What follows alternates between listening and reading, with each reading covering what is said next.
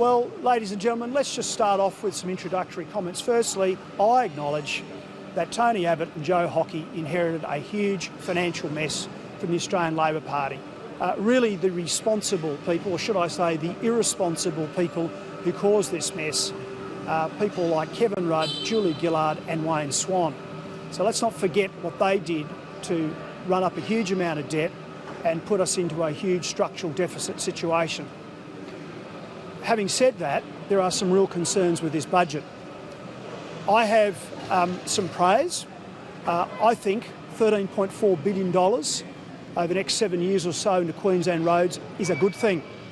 I think that funding for the Commonwealth Games, which the former Labor government wasn't going to give us, is a good thing as well. So I put it like this. Funding for infrastructure and roads and the Commonwealth Games is a big tick, but a big red cross is cutting health and education spending. What concerns me greatly in this budget is the cuts to health and education.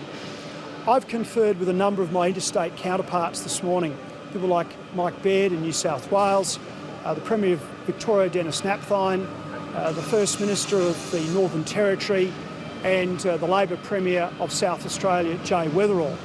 And we're all in agreement that what the government is doing in relation to health and education is not acceptable.